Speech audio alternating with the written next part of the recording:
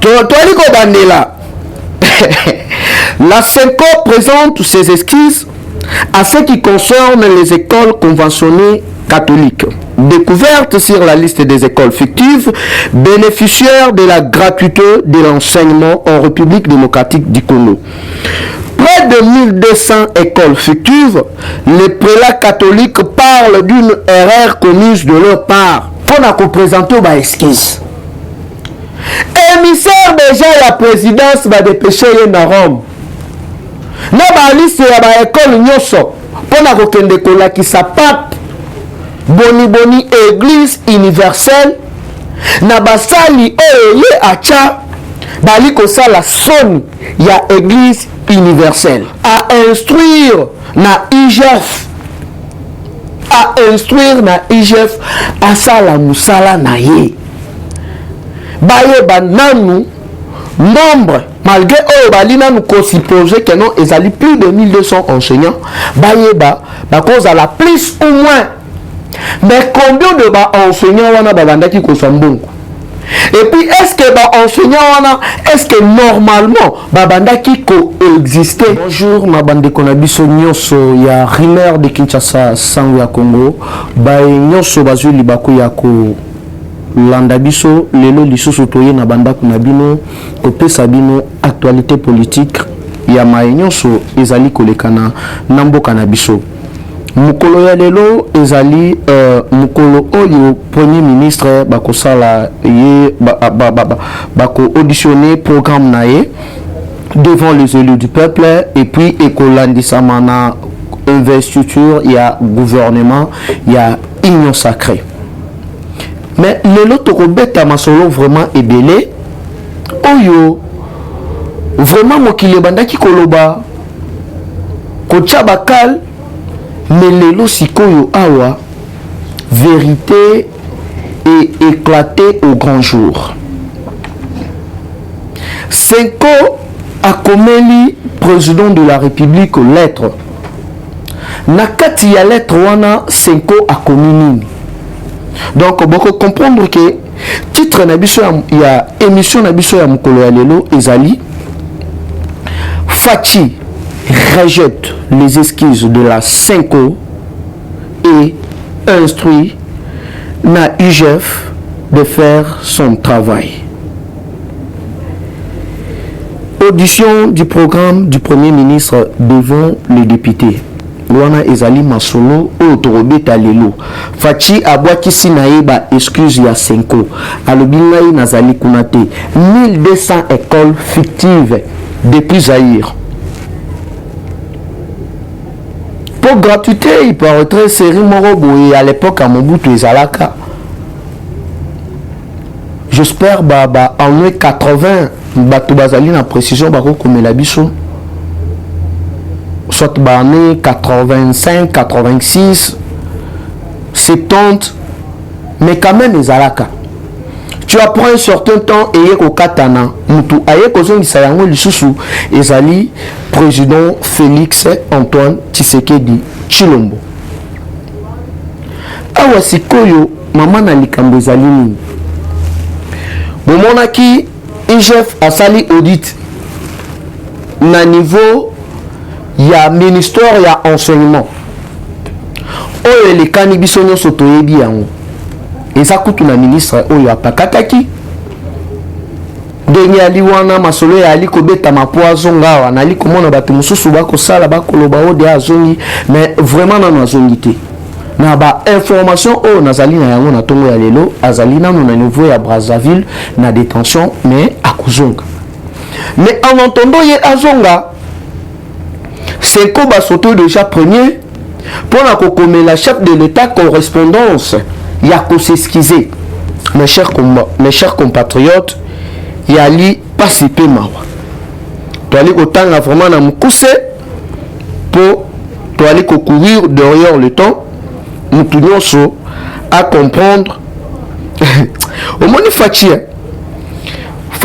les rôles ou aller koloba mabenaye les wali kosala keno o salir ye Nzambe alongi sakaye toujours omonika na mabela bino bo bandaki kolobela na kombo na ye kama be na bino wana iko rattraper bino parce que lelo plusieurs personnes ont babandaki koloba Tshisekedi ateki mboka asali boye boye mais lelo tomoni vrai batu oyo bateki mboka ba minéré na biso ba brade yango na ba propre intérêt na bango Senko oyo abandaki kotia makelele silence radio ba mouvement citoyen nyonso silence radio personne n'en parle ba journaliste mosusu bazali ko défendre oyo makambo même faut même pas ko défendre mais bango bali ko défendre yango sikoyo awawa toali kotanga nanu correspondance ya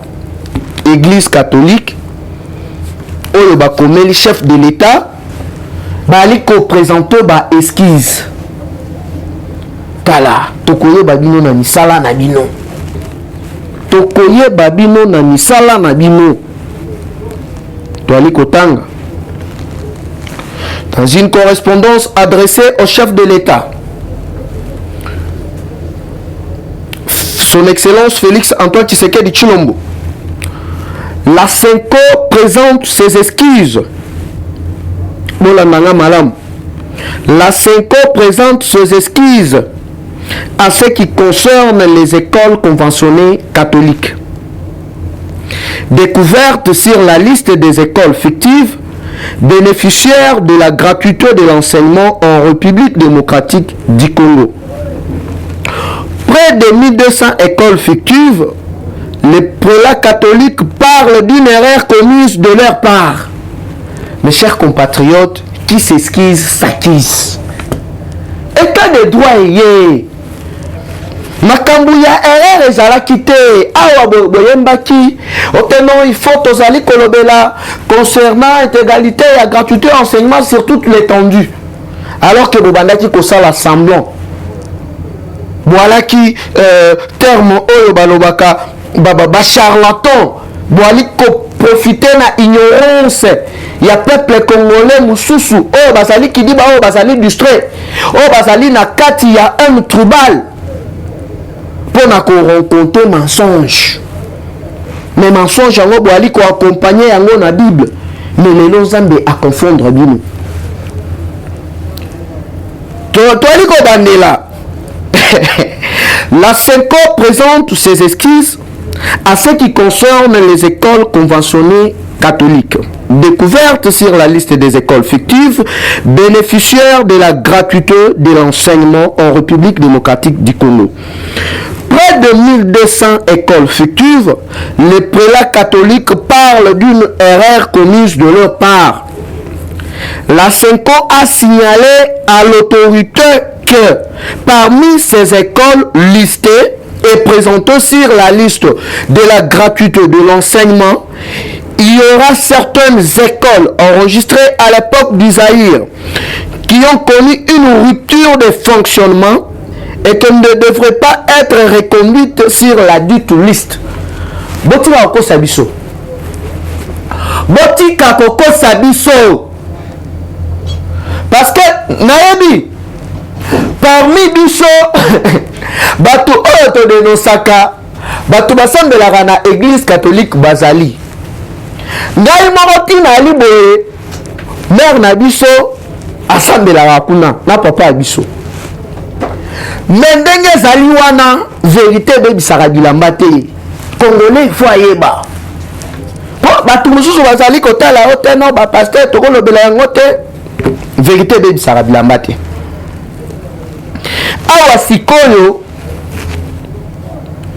plusieurs ONG oyo toadera bastructure ebele ya bavoix ya sans voix oyo balobelaka peuple oyo todenosaka baquestion toali kose pose yango oyo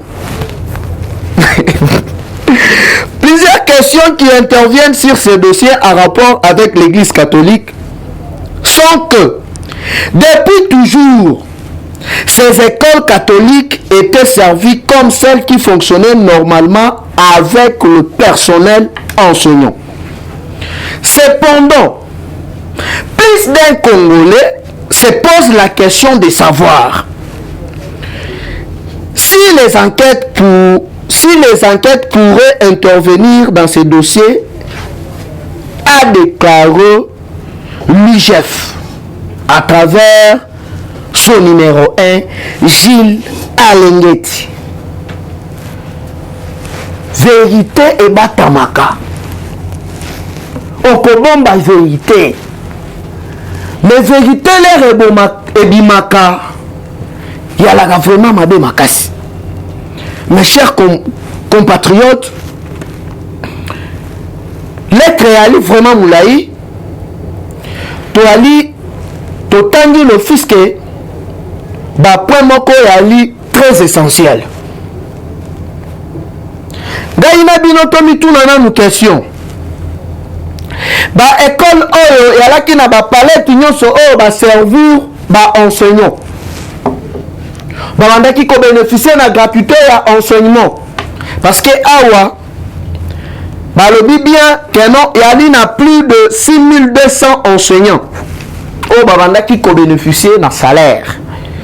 Il y a l'État pendant 2 ans. Mais Batouana Babandaki qui jouait le chaud et le froid. Autant notre ali ko senga na ba église école catholique mususu conventionnelle ba kende grève. Mais awa ekomi et alaki erreur ya part na bango. Mais na place ba le canon na média ba senga chef de l'État pardon. Ba préférer ko komana Poutou. Na katimini ba komi lettre et pas ya Fachi. Fachi pe mulangi ya pembe. Kaka ndenge madidi akendaki kokomela kuna na cour constitutionnelle oteno naza na posa boye na banda ko gérer crise ya fiototo. Ndenge moko pe bango basali. Mais pourquoi boleki na ba médiaté pour na ko présenter nanu ba excuse na ba peuple congolais mususu na ba parents mususu eux par un tribal par ignorance ba inaki le président de la République. Mais awa sikoyo bokomi ko préféré bokoma mukanda na sese bokenda butu bokotisa yango pona ko présenter ba excuse. Émissaire déjà la présidence va dépêcher na Rome. Na ba liste ya ba école nyoso pona ko kende kolakisa pape boni église universelle na basali ye acha bali ko sala son ya église universelle. Il est vraiment déplorable. Makambo ya son. Awa sikoyo ekomi ya négociation. Gouvernement ebimi silence radio. Tata mokonzi atindi ba groupe ya intervention rapide na niveau ya est pour ko batela bandeko na biso kuna silence radio. Alors que Senko azala qui touche à tout. Ba église mususu ba laki na droit ya parole te. Ya bilo mususu rota la pe boyobeti na yokara mais bango azala ki bongo te. Bango makambu nyonso il faut baloba. Ba pesa bino kutu gestion. Ya ko jore mbongo ya COVID-19. On les a mis dans un tour ya peuple na biso. Pour na ko gérer nani virus wana ya corona. Boboya en tant que les hommes de Dieu. Nous sommes pour na nini pour na ko binsaka ka Fatima be. Bino bozala malamu parce que bozali na ba carte oyo bino boali ko sala parce que bozali na ba candidat oyo bino boali ko soutenir. Biso en tant que ba panzisango. Ata mukolo moko te tokotika la kimia. Tokokanga noko na biso jamais tant que ba makambu oyo ali kolekana. Musala na biso ezali ko dénoncer yango. Fachi apesa bino gestion ya ba fond ya mbongo ya COVID-19. Fidona mbongo abeshole bobuya kozwa responsabilité wana. Alors que bozalaki déjà na cop na bino obo bandaki kosala ya ba école fictive. Wili bakonga akimi 5 ans jusque là wali kolobate. que voilà qui mutu ya liboso ya engalisa ba papa epanza koloba kochola mais chef de l'état bandaki ka kotala bino boyi kimia sikoyo awa lelo piololo ebeti yango boyoki Fachi a rejeté ma excuse ya Senko à instruire na IGF à sala musala na ye baye bananu nombre malgré balina nous supposer que non ils allaient plus de 1200 enseignants baye ba cause à la plus ou moins mais combien de enseignants wana babandaki ko sambongo. Et puis, est-ce que enseignant, est-ce que normalement, babanda qui coexistait? Point d'interrogation. IGF fa kusala musala naye, de place wana, tokoye ba vérité, tokoye ba busolo. Parce que tant bako c'est la rayango likamute, tant bonga la vérité et bêti. Mes chers compatriotes, n'ali koye bisabino que non. Dans les prochains jours, les masques vont tomber. Émissaire à qui déjà Rome. Et bien là, au Samba, au Yibi, ba, paptala, mutunaye makambo sali, ba bacheo kankan, bou, naboloko. Parce que balobi te que non, les royali prélat catholique, les rosali musali nanzambe, ok ne kozala na ba makambo moko ya détournement, ya kimuyibi, wana toko tolérer ya ngote. Yango wana oyo bokoyeba na point na biso ya liboso yali ete ndenge ali wana Senko boyebi batu oyo babandaki kosala makelele boyebi batu oyo babandaki koloba bakamati na pupu 2 personnes bakomi lettre akei kokotisa epa ya président de la République ya kosenga bolimbisi ke oyo bango basalaki ezalaki erreur balimbisa bango parce que na tango ya Mobutu botika biso tofanda to aliba na mikete ndenge ali wana nazali koyebisa bino ke non mukolo moko akolela tokoti na deuxième point na biso place nini audition ya premier ministre chef ya gouvernement là je cite son excellence Sam. Donc, dans les prochaines minutes, devant les élus du peuple, à co-présenter programme, il y a gouvernement naïe. Comme il y a programme naïe, ils allaient construire un état fort, prospère, solidaire entre 2021 et 2023. Wanande titre, il y a programme, il y a gouvernement, il y a union sacrée. Programme Ango ezali ya 64 pages et ezali ko s'appuyer na 15 piliers na 62 axes. Mais toali kolobela nanu ba pilier oyo ya mutuya ezali ko pesa moyen na ba armée na biso na ba armée étrangère oyo ezali déjà koya ko soutenir pona ko silisa bitumba ya est. Yango boyokaki tata mokonzi alobaki na bango bien ezali na ba décision mususu oyo ezali kosala keno nazwa yango te parce que nali démocratique nazali démocrate pardon il faut gouvernement ezala investi.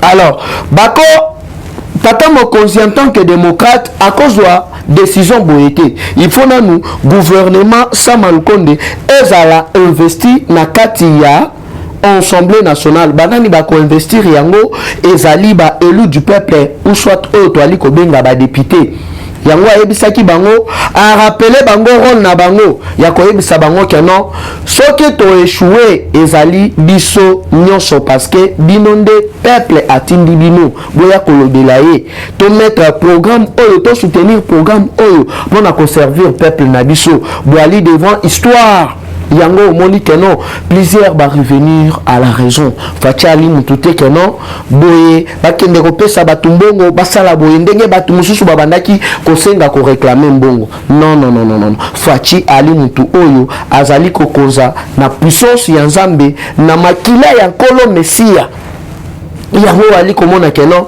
nyonso oyo ye azali koinitie malgré bakomba ezali kokende kaka de gloire en gloire. Donc na ba émission na biso ekoya de place nini tokopesa bino ba détail nyonso ya programme ya Premier ministre Sama Lukonde oyo bapesi kombo na yango construire un état fort, prospère et solidaire entre 2021 et 2023. Il y a deuxième axe ezali social, il y a peuple congolais en général. Donc na kati wana toali komona ba soins médicaux, toali komona régie des eaux, toali komona SNEL parce que batu oyo ba dirigeaki pendant 18 ans basali eloko-te bango ezalaki ko faire souffrir au peuple po bango batinda bana na bango na bapoto basina bango na bapoto ba makangu kilikili bango moko bali kosala pona mabomu na bango bali komona SNEL epola pendant 18 ans alors que toali na babarage ebele awa tozali na fleuve oyo ezali parmi ba fleuve oyo ya minene ya mokili mobimba mais mai ya malonga te banani oyo bazalaki na manœuvre wana ya koteka ba mai na biso ezali régime criminel ya Hippolyte Kanambe to moko oyo ekozala vraiment respecté na étendue mobimba ya RDC. Donc wana ezali parmi ba piliers oyo ezali kozela gouvernement Sama Lukonde. Donc to soutenir yango